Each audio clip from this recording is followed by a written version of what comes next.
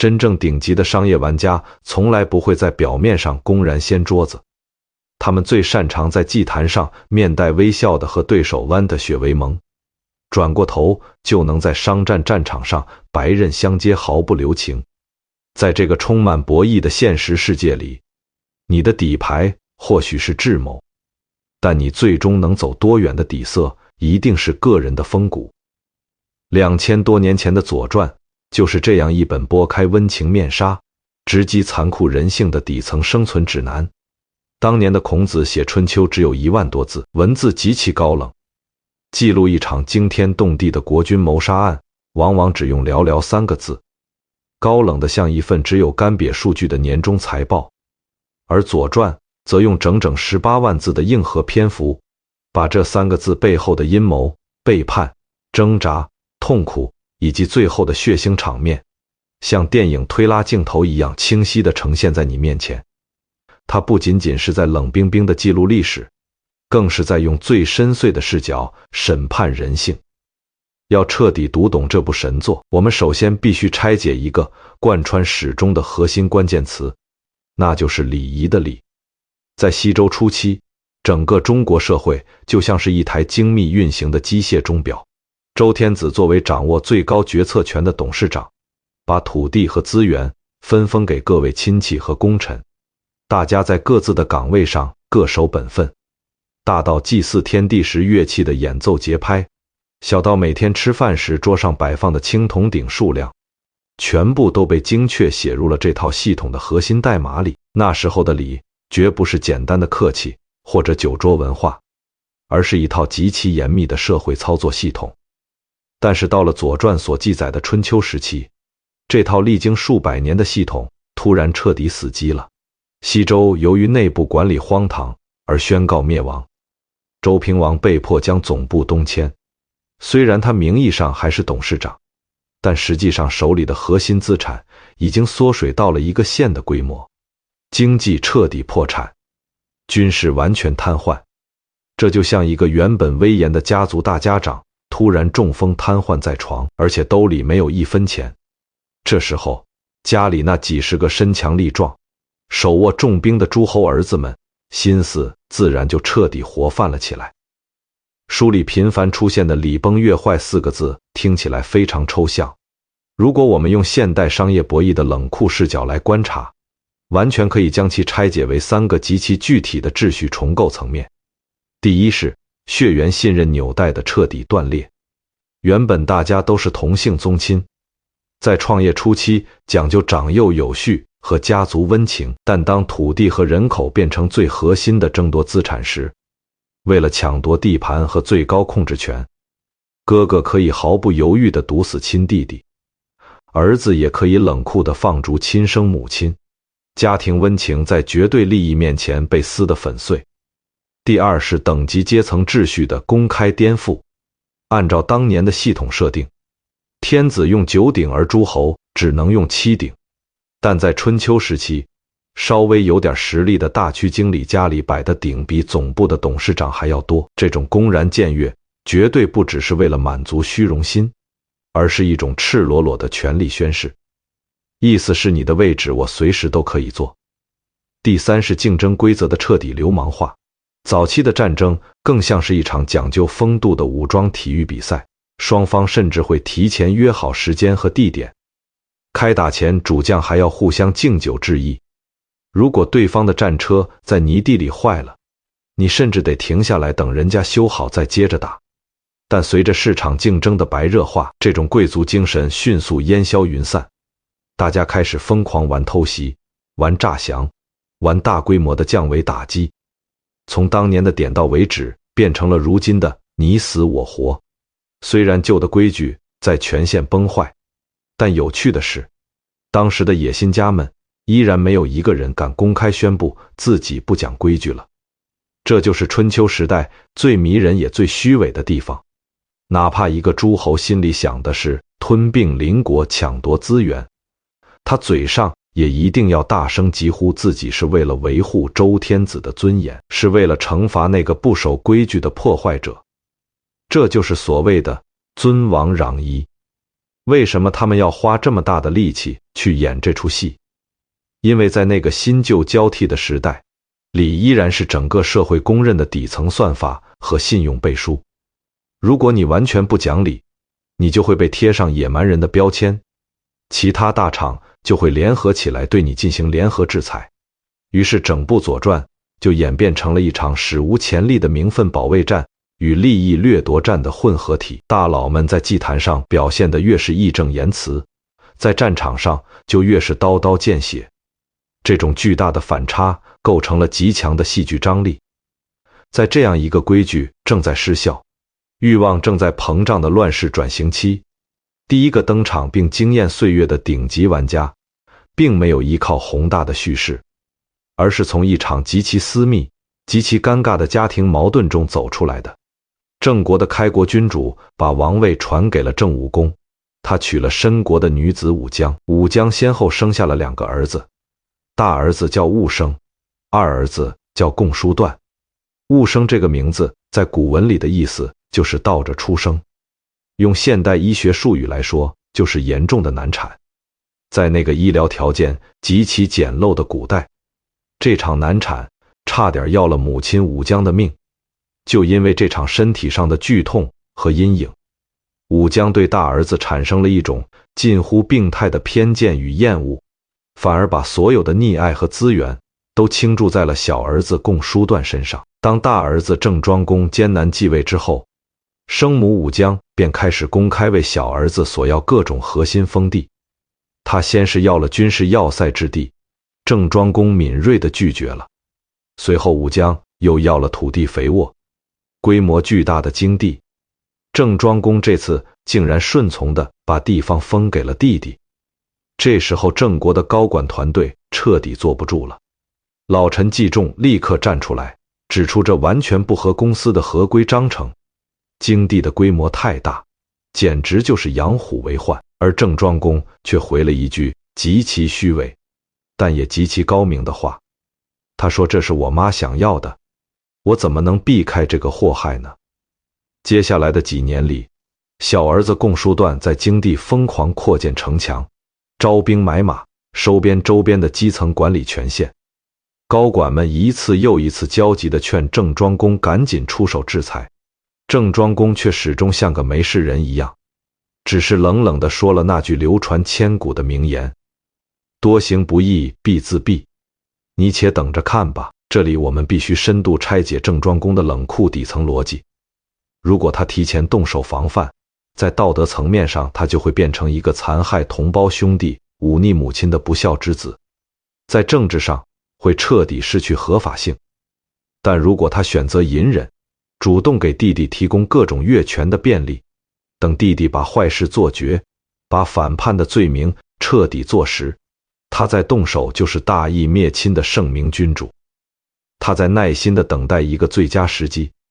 等弟弟把手里所有的政治资本和道德信用全部透支干净。这种残忍的战术在现代职场或残酷商战中被普遍称为捧杀，也就是给你无限的权限，让你在自我膨胀和狂妄中一步步走向不可逆转的毁灭。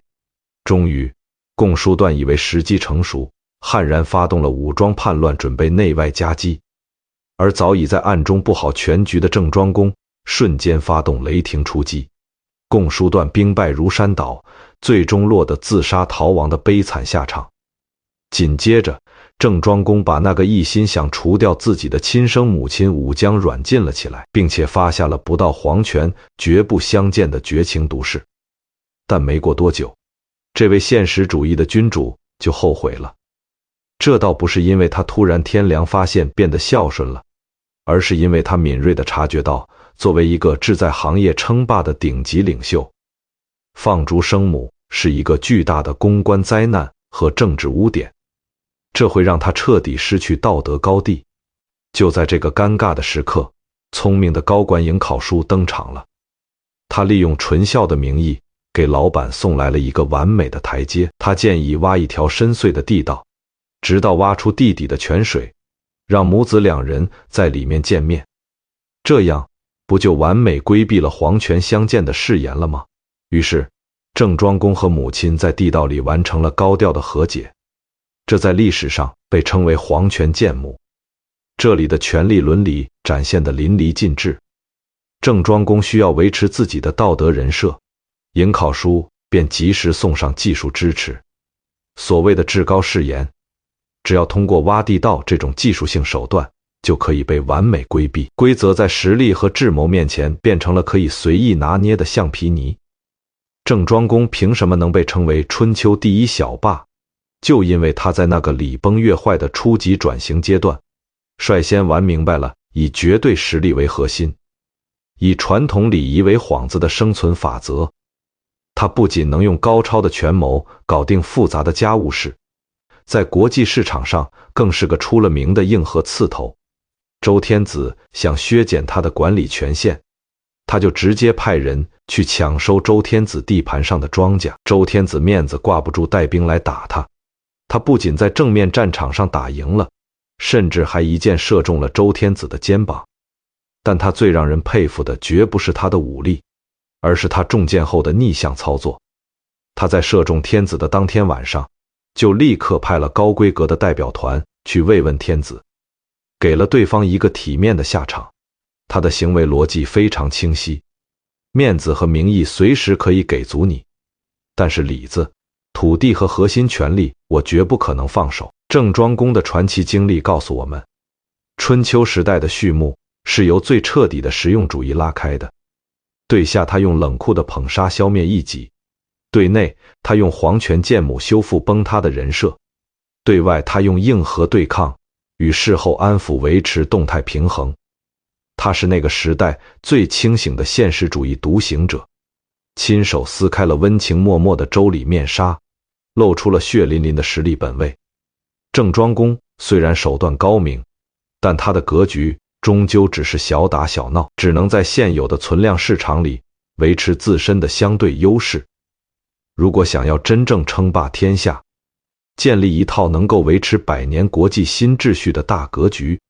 领导者需要具备怎样的胸怀与战略眼光呢？接下来，历史的大舞台将迎来春秋史上最著名的2位顶级商业偶像——齐桓公与晋文公。齐桓公江小白的接班故事，同样是从一场惊心动魄的职场谋杀开始的。当年他和竞争对手公子纠抢夺董事长王位，公子纠的首席智囊管仲为了帮老板扫清障碍，曾一箭精准地射中了江小白的腰带扣，差一点点就让江小白命丧黄泉。但江小白成功继位成为齐桓公之后，做了一件让全行业大跌眼镜的高级决策。他不仅完全没有报复管仲，反而以最高的规格封管仲为公司的重负。因为齐桓公心里非常清楚，杀掉一个昔日的仇人只能宣泄个人的私愤，但是重用一个不世出的顶级天才，却能帮你赢得一整个天下。管仲上任后，立刻为齐桓公规划了一条高瞻远瞩的2条腿走路战略，对内重组架构，大搞贸易战和经济特区。齐国地理位置靠海，管仲就果断推行盐铁官营的垄断政策，极大的鼓励对外贸易，发放各种政策红利，让齐国在极短的时间内迅速成为整个春秋时代的金融中心与物流枢纽。对外则精准地提出了尊王攘夷这4个字，这堪称是人类外交史上最顶级的品牌营销包装。名义上是高度尊重那个快要破产倒闭的周天子，实际上是以天子的名义号令各大诸侯名正言顺地打击那些不听话的竞争对手和外部势力。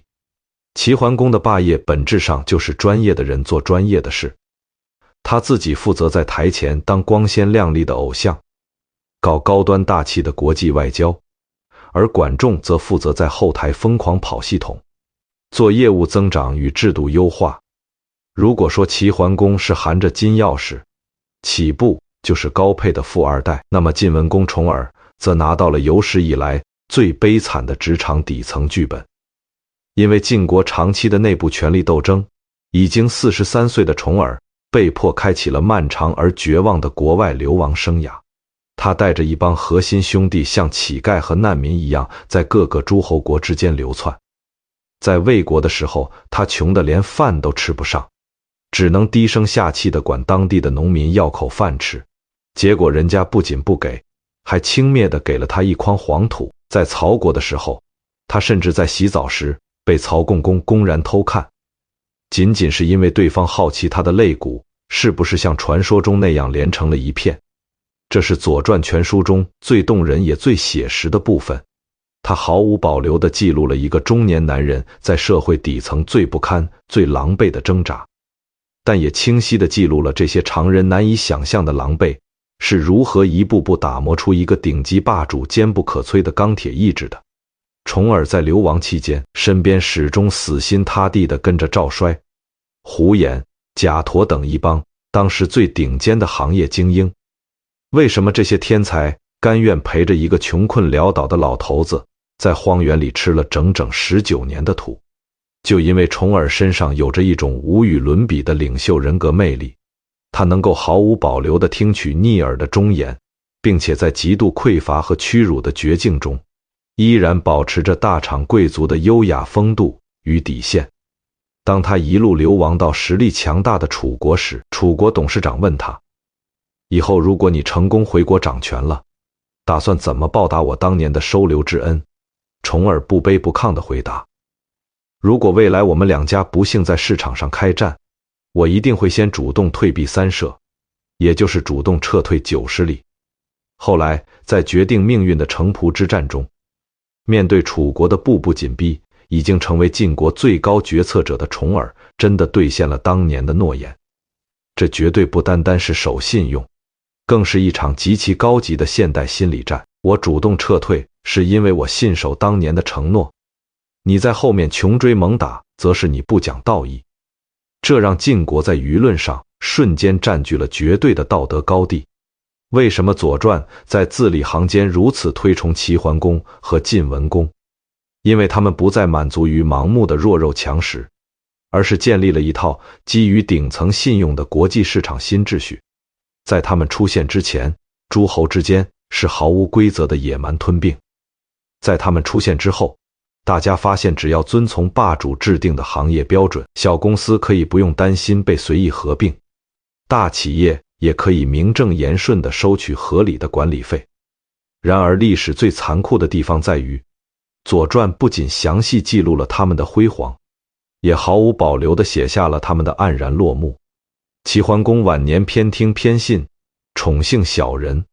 最后竟然落得被软禁饿死在宫中的悲惨结局，尸体在床上生了蛆都无人过问。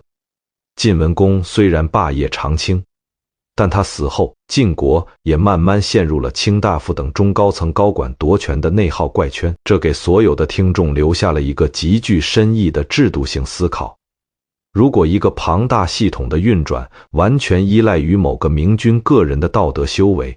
那么当这个明君不可避免地老去和离场时，整个秩序又该如何长期维系呢？看完了顶级霸主们硬实力的全面博弈，我们接下来必须要进入一个更加精彩也更加优雅的降维沟通领域。在《左传》记载的那个烽火连天的时代，存在着一个现代人难以理解的奇特现象。很多时候，两国的精锐军队已经摆好了阵势，剑拔弩张，到了生死一瞬的关头，但只要对方派来一个高段位的使者，在大帐里说了一番极其体面、逻辑极其缜密的话，对面的最高统帅竟然真的会深以为然，并当场下令撤围退兵。这难道是因为古人太过于天真和幼稚了吗？当然不是。春秋时期的顶级外交辞令，其本质上是一种将双方利益深度对齐的高级商业博弈。它的底层逻辑从来不是跪在地上求你怜悯我，而是用最客观的账本告诉你，如果你今天坚持要吞并我，你所需要承担的潜在损失会远远超过你所能获得的短期收益。其中最经典、最震撼全场的一个案例，就是著名的烛之武退秦师。当时实力雄厚的秦国和晋国联手，把弱小的郑国围得水泄不通。郑国眼看就要遭遇灭顶之灾，在这个生死存亡的关头，已经满头白发，一辈子没被重用的基层老员工烛之武临危受命，在漆黑的深夜用一条绳索把自己吊下城墙，只身一人去面见秦国的最高决策者秦穆公。他的整套说辞堪称现代职场沟通与高端谈判的顶级教科书，一共精准地分为了3步走。第一步是极其高级的示弱与情绪共情，他一上来完全不为郑国求饶，而是顺着对方的逻辑说，如果灭掉郑国对您秦国有好处，那您尽管动手。这一句话瞬间卸下了秦穆公所有的心理防线。第二步是冷酷的利益剥离与离间计，他话锋一转，指出现实是秦国和郑国之间隔着一个强大的晋国，郑国一旦灭亡，土地和人口只能就近归晋国所有，对手每强大一分，您秦国的相对实力就衰弱一分。您带着员工费了半天劲，其实是在给自己的潜在竞争对手送超级大礼包啊。第3步则是精准的画饼与长远诱惑。他说，如果您今天选择留下郑国，我们愿意成为您在东方出差旅游时的专属高端招待所，您未来有任何资源上的需要，我们一定全力供应。秦穆公听完，在心里拨算盘一算，发现确实是这么个道理，于是不仅当场决定撤军，甚至还留下了一支精锐部队帮郑国看守城门。晋国董事长一看自己的核心合伙人公然倒戈，也只能悻悻地选择撤退。烛之武之所以能创造2言退千军的商业奇迹，核心关键就在于他全程做到了彻底的去自我化。他自始至终没有诉说半句郑国百姓的苦难，他说的每一句话，每一个字都在死死扣住秦国自身的利益账本。这正是现代谈判学的最高精髓。想要在绝对弱势下说服别人，请先闭上诉苦的嘴，老老实实站在对方的财务报表前帮他算账。如果说烛之武靠的是用长远利益来诱惑对手，那么郑国的另一位顶级职业经理人子产靠的就是用无可挑剔的合规逻辑来强力制人。有一次，子产代表国家去实力强大的晋国朝见，当时的晋平公态度极其傲慢，借口自己家里有丧事，不肯立刻接见子产。子产面对这种故意冷落，二话不说，直接指挥自己的随从，把晋国国宾馆的围墙给硬生生拆了个大窟窿，然后大摇大摆地把车马和贵重行李全拉了进去。晋国的高管们顿时勃然大怒，斥责子产这是在搞恶意破坏，而子产却面不改色地发表了一篇全满分的合规小作文。他说，以前我们来朝见的时候，贵公司的国宾馆像家一样安全宽敞，而现在你们把精力都花在修筑自己的豪华宫殿上，国宾馆修得像个监狱大门，窄的连车马都进不去，庭院里长满了荒草。我们这次带了这么多给贵公司的核心礼物，如果不拆掉围墙搬进去，万一在外面风吹日晒丢了或者坏了，这到底算我们的罪过，还是算你们身为行业老大失礼呢？晋平公听完汇报之后，不仅完全生不起气来，反而羞愧难当，立刻公开道歉，并下令用最高规格重修国宾馆。子产在这里精准地抓住了一个核心痛点，你是行业公认的霸主，你就必须带头遵守行业的基本合规标准。如果你带头不讲理，你的霸权就会在瞬间失去合法性。子产用一种看似极端的拆墙行为，硬生生地逼迫傲慢的垄断巨头不得不回到规则的框架内，和自己平等对话。春秋时代的外交家们用事实证明了一件事，在充斥着暴力的残酷森林里，文明而理性的语言依然可以化作最坚固的防线。这种舌尖上的无声战争，体现了那个伟大时代对智慧与逻辑的极度崇拜。即便我们要吞并你，我们也打心底里尊重那些能用文采和逻辑把我们彻底折服的聪明人。不过外交辞令虽然能救一时之急，但如果一个企业或国家内部的根基彻底烂透了，再高级的口才也绝不可能救回你的命。随着时间的无情推移，历史的大车轮最终驶入了《左传》中最惨烈也最令人唏嘘的终极篇章，那就是吴越争霸。在《左传》的前半段，国家之间的竞争大多是为了争夺一个行业老大的名分，输了的人交点保护费，割让点利益，原有的管理层和政权依然能够保留下来。但到了末期的吴越争霸，整个市场的游戏规则发生了根本性的颠覆，大家不再追求虚无的名声，而是直接索要你的性命。这场终局之战的核心是由两个被极端复仇欲望彻底驱动的狠人强行撑起来的，一个是吴国的顶级军师伍子胥，另一个是越国的最高统帅勾践。伍子胥是整部书中最具悲剧色彩的孤胆英雄，他的父亲和哥哥当年被楚平王无情杀害，他一路历经九死一生，疯狂逃亡，甚至急得头发在冥关一夜之间全白了。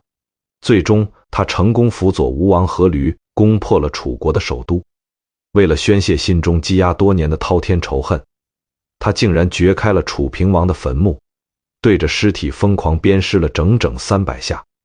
这种行为在当时讲究死者为大的时代，绝对是惊世骇俗的。它标志着传统礼仪底线的彻底丧失与崩溃。伍子胥在无形中开启了一个极其恶劣的先例，那就是为了达成个人的绝对恩怨，可以完全不计任何后果地摧毁一切传统的道德防线。他在吴国全心全意地辅佐阖闾，几乎凭借一己之力把吴国推向了行业的最高巅峰。但这种建立在极端仇恨与疯狂扩张上的强大，其本质上是极其脆弱和危险的。当新任吴王夫差开始彻底沉迷于霸主的虚名与表面的虚荣时，伍子胥那些刺耳冷酷的忠言便瞬间变成了自己的催命符。最终他被夫差无情刺死，死前他愤怒地要求部下把自己的眼睛挖出来挂在吴国首都的城门上，他要亲眼看着越国的军队是如何攻破城门灭掉吴国的。如果说伍子胥是一团燃尽一切的烈火，那么越王勾践则是一块冷到极致的坚冰。当年夫差在会稽山把勾践围得无路可走，勾践并没有像传统贵族那样为了尊严而选择体面的死去，而是选择了用最卑微、最毫无尊严的方式祈求活下来。他主动跑到吴国去给夫差当最低贱的马夫，甚至在传闻中为了取得信任不惜亲自去品尝夫差的粪便来帮其诊断病情。这就是后人广为流传的卧薪胆。但我们今天必须穿透这个极具正能量的励志故事外壳，去冷酷地看看背后的扭曲心理学逻辑。对自己，他能够把身为正常人的尊严和羞耻心彻底砸得粉碎，像一条虫子一样在污泥里苟活。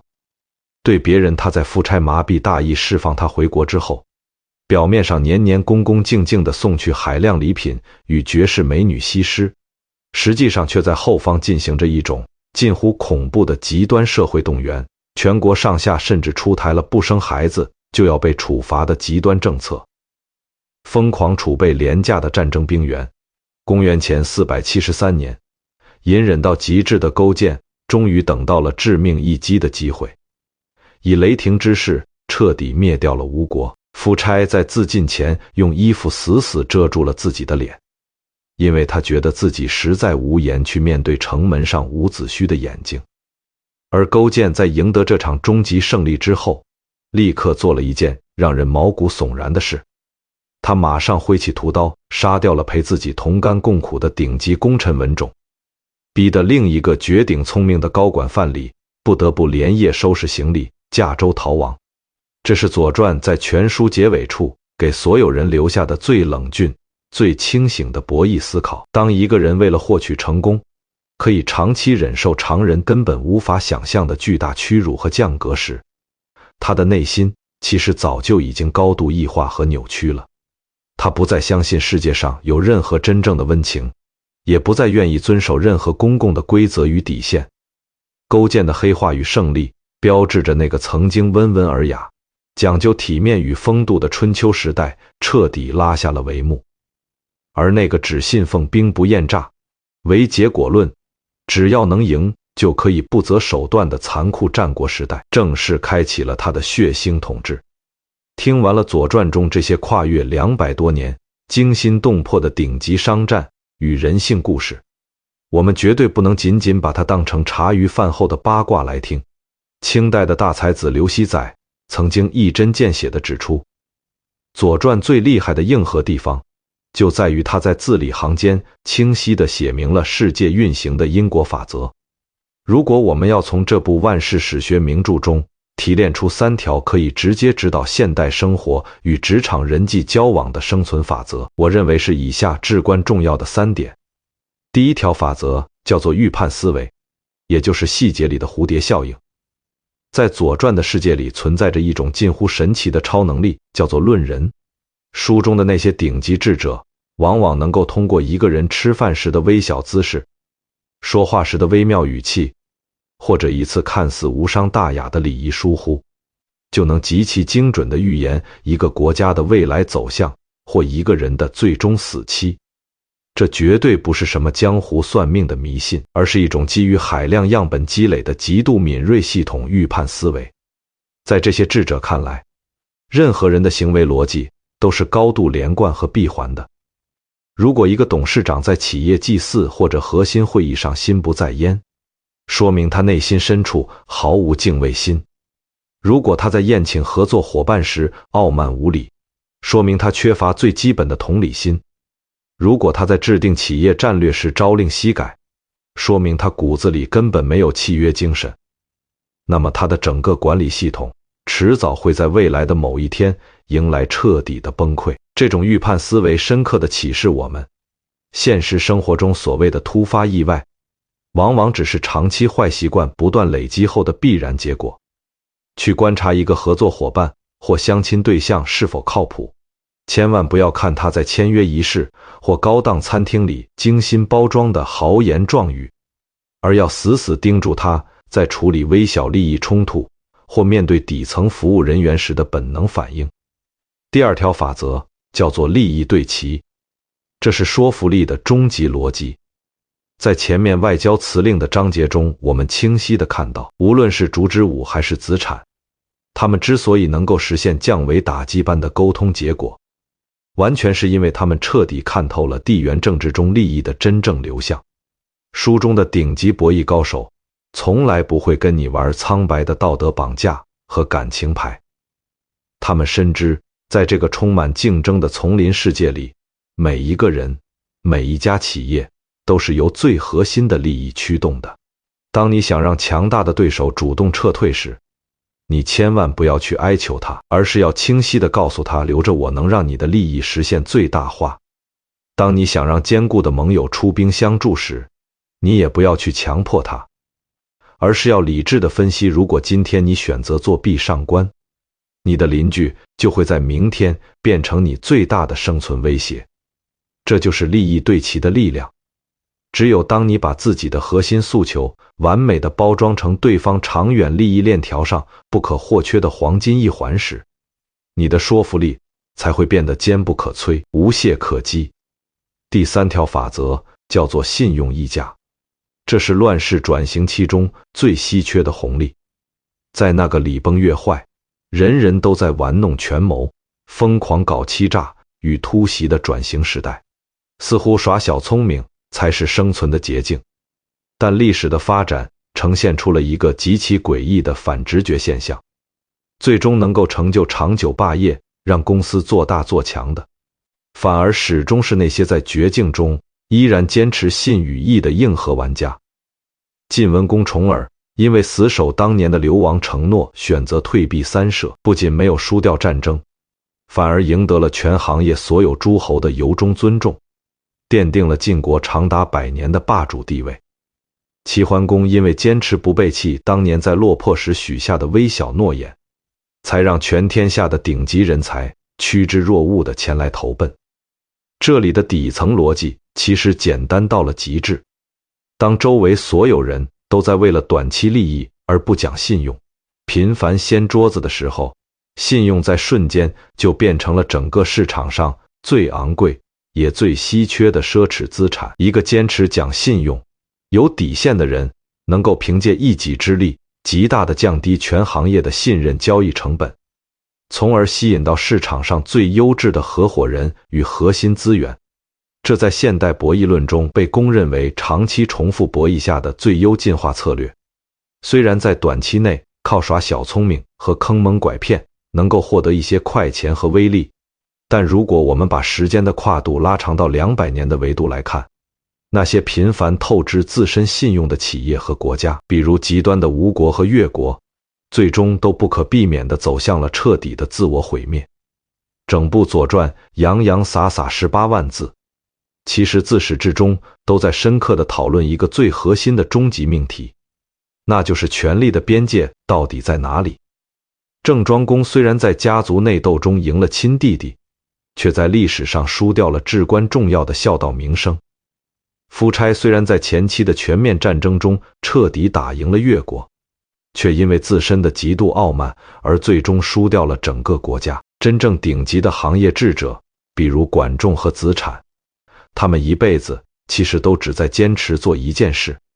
那就是拼尽全力给绝对的权力套上传统理智的笼子。因为他们心里比谁都清楚，如果权力失去了边界的约束，如果所谓的成功可以完全不择手段，那么当你品尝到胜利果实的那一天，往往就是你加速走向毁灭的开始。总结来说，《左传》教给现代人最核心的智慧，不仅仅是怎么在激烈的竞争中赢，更是怎么在漫长的人生中活得长久，活得体面。它让我们在纷繁复杂、焦虑浮躁的时代竞争中，始终保持着一份冷峻而清醒的自我觉察。听到这里，我们已经共同用上帝视角走过了《左传》中波澜壮阔、高潮迭起的254年历史长河。我们亲眼看过了郑庄公的隐忍与腹黑，齐桓公的宽容与大度，晋文公的坚毅与笃定，也深刻领略了那些顶级外交家们在刀光剑影、剑拔弩张之间的优雅与从容。或许此时此刻坐在屏幕前的你，会忍不住问自己，这些生活在2000多年前的古人，这些早已化为历史尘埃的兴衰成败，对于今天生活在现代社会，每天面对职场压力的我们来说，到底能有什么实质性的意义呢？我觉得读懂《左传》最大的核心意义，是能够让浮躁的我们获得一种审视自身历史的广角镜头。在这个大开大合的世界里，从来没有绝对长久的胜者。再强大的行业霸主，也终究会迎来老去和离场的那一天。再严密、再精巧的利益权谋，也一定会暴露出致命的破绽。它不仅仅是一本冷血的权力更迭纪录片，更是一部记录人类在极端生存环境下如何做出人性抉择的启示录。他在字里行间用无数血淋淋的教训告诉现代人，一个人的底牌或许是他的智谋与情商，但一个人最终的底色一定是他的风骨与品格。在这个瞬息万变、充满不确定性的全新时代里，我们每一个人其实都妥妥地生活在属于自己的小小春秋战国里。我们每天都在面临着激烈的市场竞争，面临着两难的职业抉择，面临着人际关系中的背叛、诱惑与考验。每当你在巨大的利益面前产生动摇，想要放弃底线时，不妨在脑海中多想想晋文公当年在战场上面对诱惑选择退避三舍的优雅背影。每当你在生活的泥潭和困境中感到绝望，想要彻底躺平放弃时，不妨多去感受一下重耳在荒原中吃土流亡整整19年的那份沧桑与坚韧。每当你觉得自己四面楚歌、无计可施的时候，不妨深夜多静下心来想想老迈的烛之武是如何在漆黑的夜里依靠一条绳索爬下城墙去扭转乾坤的。左传里其实有一句看起来非常朴实，但分量却重如千钧的话，叫做德行是国家的根基。翻译成大白话，对于我们每一个普通的现代个体而言，良好的德行和无可挑剔的信用，就是我们在这个充满未知和变数的时代中，唯一能够牢牢抓在手里的确定性抓手。最后把一句话由衷地送给正在配音和聆听的你：我们花时间独立阅读历史，绝对不只是为了死记硬背那些枯燥乏味的年份与名字，而是为了让我们在彻彻底底看透了人性的全部阴暗与权力的极度残酷之后，依然有无畏的勇气和坚定的信念，去选择做一个正直、体面且始终带着温度的善良人。